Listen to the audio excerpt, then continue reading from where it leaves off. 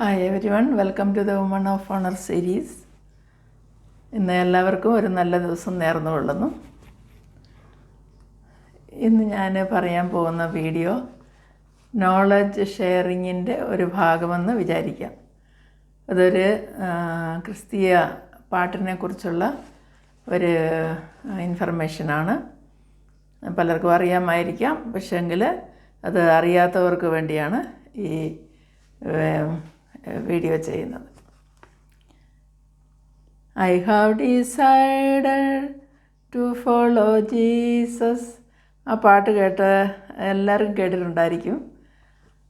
അത് കേൾക്കാത്തവർ വളരെ ചുരുക്കമായിരിക്കും. പ്രത്യേകിച്ച് സൺഡേ സ്കൂള് കുട്ടികൾ, അതുപോലെ തന്നെ യൂത്ത് ഗ്രൂപ്പ് എല്ലാവരും VBSനും ഒക്കെ പാടുന്ന ഒരു പാട്ടാണ്. അതുകൂടാതെ തന്നെ ഇന്ന് ലോകമെമ്പാടും പെർസിക്യൂഷനിൽ പെടുന്നതായ ക്രിസ്തീയ വിശ്വാസികൾ അവരുടെ ധൈര്യം വീണ്ടെടുക്കുവാനായിട്ടും ദൈവത്തിൽ കൂടുതൽ സമർപ്പിച്ചുകൊണ്ട്, അവരെ തന്നെ സമർപ്പിച്ചുകൊണ്ട് ഹോളി സ്പിരിറ്റിൻ്റെ ശക്തിയിൽ പാടുന്ന ഒരു പാട്ടാണ് I have decided to follow Jesus എന്നുള്ള ആ പാട്ട്.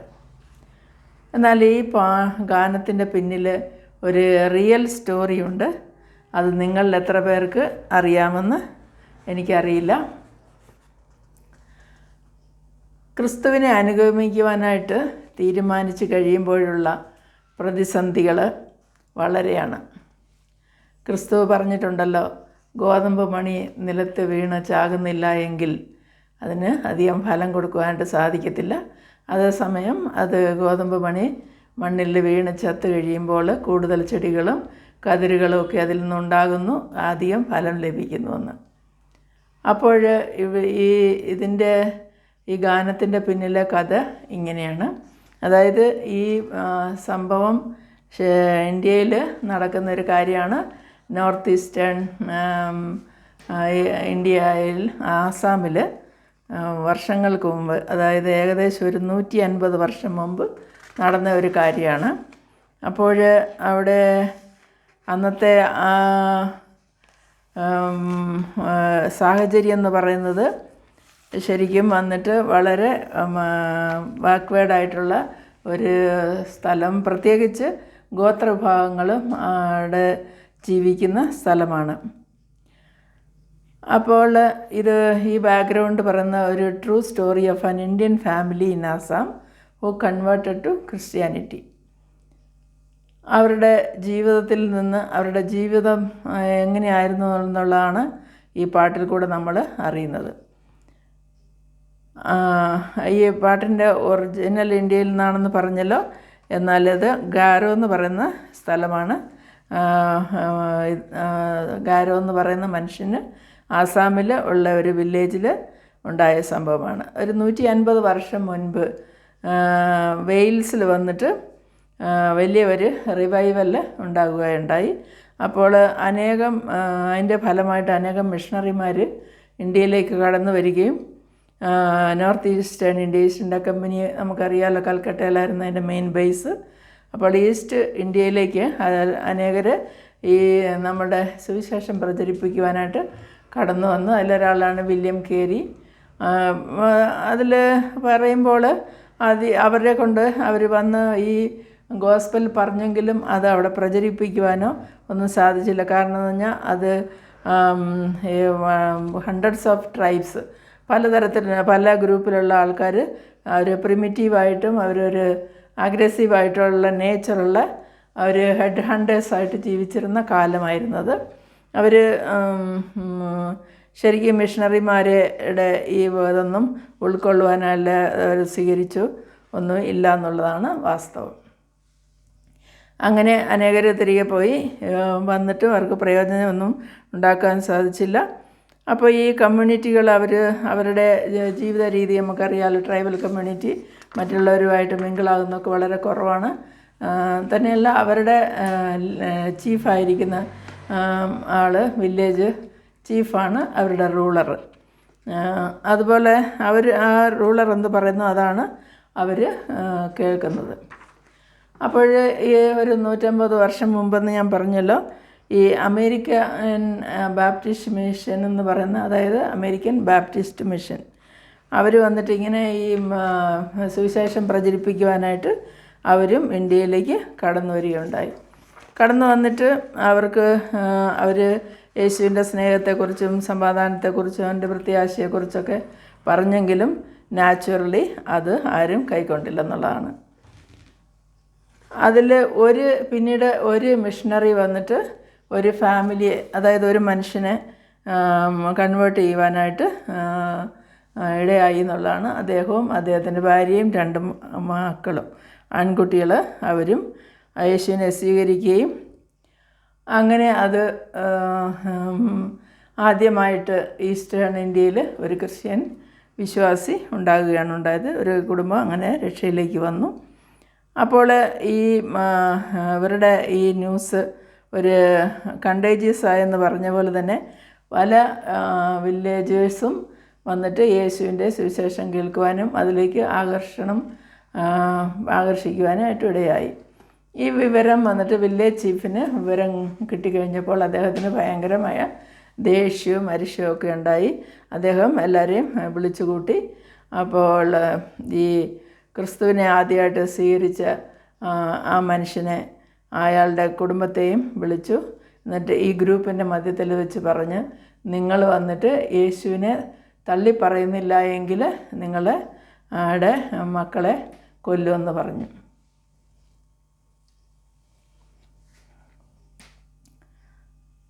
അപ്പോൾ ആ മനുഷ്യന് ഹോളി സ്പിരിറ്റ് കടന്നു വരികയും അതിൻ്റെ ഫലമായി അദ്ദേഹം പറഞ്ഞതാണ്, I have decided to follow Jesus എന്ന്.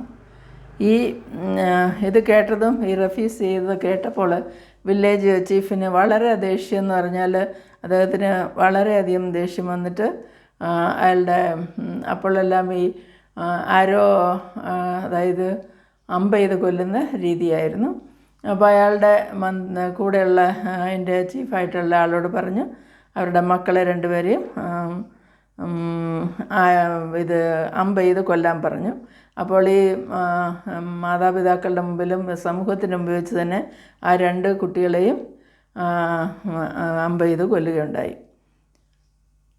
ആ കുഞ്ഞുങ്ങൾ 2 പേരും നിലത്ത് കിടക്കുമ്പോൾ ചീഫ് വീണ്ടും അയാളെ വിളിച്ചു. എന്നിട്ട് പറഞ്ഞു, will you deny your faith, you have lost both of your sons,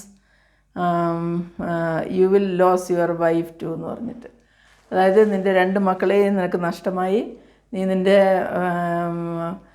വിശ്വാസത്തെ തള്ളിപ്പറഞ്ഞില്ല എങ്കിൽ നിൻ്റെ ഭാര്യയും നിനക്ക് നഷ്ടമാകുമെന്ന് പറഞ്ഞു. ആ അവസരത്തിൽ ആ മനുഷ്യൻ വീണ്ടും പറഞ്ഞത് ഇങ്ങനെയാണ്, എന്നോട് കൂടെ ആരും ഇല്ലെങ്കിലും, ആരും എൻ്റെ കൂടെ ജോയിൻ ആകുന്നില്ലെങ്കിലും ഞാൻ I will follow, still I will follow, ഞാൻ യേശുവിനെ തന്നെ ഫോളോ ചെയ്യുമെന്ന് അദ്ദേഹം പറഞ്ഞു. ഇത് കേട്ടപ്പോൾ വില്ലേജ് ചീഫിന് ഒട്ടും സഹിക്കാൻ പറ്റിയില്ല. അദ്ദേഹം ഈ മനുഷ്യൻ എന്താണ് ഇത്ര ബുദ്ധിയില്ലാത്ത രീതിയിൽ പ്രവർത്തിക്കുന്നതെന്ന് വിചാരിച്ചു. പക്ഷേ എന്നാൽ അയാളുടെ ദേഷ്യം അടക്കാൻ സാധിച്ചില്ല. അയാളുടെ വൈഫിനെയും മനുഷ്യൻ്റെ ഭാര്യയെയും വന്നിട്ട് അമ്പ് ചെയ്ത് കൊല്ലുവാനായിട്ട് പറഞ്ഞ് അവർ വിത്തിൻ നോ ടൈം മരിച്ച് മക്കളുടെ കൂടെ മരിച്ച് ചേരുകയുണ്ടായി. വീണ്ടും അവസാനമായിട്ട് ഈ വില്ലേജ് ചീഫ് അയാളെ വിളിച്ചിട്ട് പറഞ്ഞ്, I will give you 1 more opportunity to deny your faith and leave. നിനക്കൊരവസരം കൂടെ തരാം, നിൻ്റെ വിശ്വാസത്തെ നീ തള്ളിപ്പറഞ്ഞ് നിനക്ക് ജീവിക്കുവാനായിട്ടുള്ളൊരവസരം തരാം, അല്ലെങ്കിൽ നീയും ഇവരുടെ ഗതി തന്നെ ആകും എന്ന് പറഞ്ഞു. പക്ഷേ അപ്പോൾ ആ മനുഷ്യൻ ഇങ്ങനെയാണ് പറഞ്ഞത്, അദ്ദേഹത്തിന് ഹോളി സ്പിരിറ്റിൽ ഫുള്ള് ഫില്ലായിട്ട് തന്നെയല്ല ആ മനുഷ്യൻ പറഞ്ഞത്, ഞാൻ എന്ത് കഷ്ടത്തിലായാലും the cross before me, the world behind me, no turning back. എൻ്റെ മുൻപിലായിട്ട് കർത്താവിൻ്റെ കുരിശുണ്ട്, എൻ്റെ പിമ്പിലായിട്ട് ലോകമുണ്ട്, എന്നാൽ ഞാൻ ഒരിക്കലും തിരിഞ്ഞു നോക്കത്തില്ല, ഈ വിശ്വാസത്തിൽ തന്നെ ഞാൻ തുടരുമെന്ന് പറഞ്ഞ് ആ മനുഷ്യൻ വളരെ പെട്ടെന്ന് മരണത്തിന് അടിമപ്പെടുകയാണ് ഉണ്ടായത്. ഇത് കഴിഞ്ഞപ്പോൾ ഈ ഒരു കുടുംബത്തിലുള്ള 4 പേരും മറ്റുള്ള വിശ്വാസത്തിലേക്ക് വന്നിരിക്കുന്ന മനുഷ്യരുടെ മുമ്പിൽ വില്ലേജേഴ്സ് എല്ലാവരും അവരുടെ ട്രൈബിലുള്ള എല്ലാവരും ഇവിടെ കൂടിയിട്ടുണ്ട്. അങ്ങനെ അവിടെ 4 മരണം സംഭവിച്ചു. ഈ വില്ലേജ് ചീഫിന് ഒരു കൺഫ്യൂഷനല്ല, അദ്ദേഹത്തിനൊരു തോന്നൽ, ഇങ്ങനെ എന്താണ് ഈ മനുഷ്യന് ഈ ഒരു വിശ്വാസത്തിന് വേണ്ടി, അതായത് ഏതോ രാജ്യത്ത് 2000 വർഷം മുമ്പ് ജീവിച്ചിരുന്നു എന്ന് പറയുന്ന ഒരു മനുഷ്യന് വേണ്ടിയിട്ട്, ഒരു വ്യക്തിക്ക് വേണ്ടിയിട്ട് ഇയാളുടെ കുടുംബവും ഈ ജീവത്യാഗം ചെയ്തതിൻ്റെ പിന്നിൽ എന്താണെന്നുള്ളത് കണ്ടുപിടിക്കാനായിട്ട്, ഈ വിശ്വാസം എന്താണെന്ന് അറിയണം എന്നുള്ളത് ആ മനുഷ്യൻ്റെ മനസ്സിലേക്ക് കടന്നു വരികയും അങ്ങനെ ആ വില്ലേജ് ചീഫ് അതിൻ്റെ ബേസിക് ക്രിസ്തീയ വിശ്വാസത്തെക്കുറിച്ച് കുറച്ചൊക്കെ മനസ്സിലാക്കുകയും അദ്ദേഹം വാളണ്ടിയറായിട്ട് തന്നെ സ്വമേധയാ ക്രിസ്തുമതം സ്വീകരിക്കുകയും ചെയ്തു എന്നുള്ളതാണ്. അപ്പോൾ അയാൾ സ്പോണ്ടേനിയസ് ആയിട്ട് കൺഫെഷൻ ചെയ്ത് ആ വിശ്വാസത്തിലേക്ക് കടന്നു വന്നു. അപ്പോൾ അദ്ദേഹം ഇങ്ങനെ ഡിക്ലെയർ ചെയ്തു, I too belong to Jesus Christ. അങ്ങനെ അദ്ദേഹം യേശുവിനെക്കുറിച്ചുള്ള ആ ഒരു വിശ്വാസത്തിലേക്ക് ആ വില്ലേജ് ചീഫും കടന്നു വരികയാണ് ഉണ്ടായത്. അപ്പോൾ ഈ വില്ലേജ് ചീഫിൻ്റെ വായിൽ നിന്ന് ഇങ്ങനൊരു വാക്യം കേട്ട് കഴിഞ്ഞപ്പോൾ അവിടെ കൂടിയിരുന്ന ആ വലിയ ഒരു ജനസമൂഹം ഇത് കേട്ട് അവർക്ക് വിശ്വസിക്കാൻ പറ്റിയില്ല. എന്നാൽ പിന്നീട് അവരും ക്രിസ്തു വിശ്വാസത്തിലേക്ക് കടന്നു വന്നു എന്നാണ് പറയുന്നത്. അപ്പോൾ ഈ സോങ് വന്നിട്ട്, അതായത് ഈ ഗാനം, ആ മനുഷ്യൻ്റെ അവസാന വാക്കുകൾ, last words of Nokseng, a man from Garo tribe of Assam. അപ്പം അവർ ആ മനുഷ്യൻ്റെ അവസാന വാക്കുകളെ തന്നെ ഒരു പാട്ട് രൂപത്തിൽ തന്നെ ഉണ്ടാക്കുകയും അതിൻ്റെ ഫോർമേഷനൊക്കെ നൽകിയത് പിന്നീട് സാധു സുന്ദർ സിംഗിൻ്റെ, ഇന്ത്യ കണ്ടിരിക്കുന്ന വലിയ മിഷണറിയാണല്ലോ, സാധു സുന്ദർ സിംഗിൻ്റെ ആ ഒരു ആട്രിബ്യൂട്ടഡ് ടു സാധു സുന്ദർ സിംഗ് എന്നാണ് പറയുന്നത്. അദ്ദേഹത്തിന് വേണ്ടി പാട്ടിന് മെലോഡി നൽകിയത്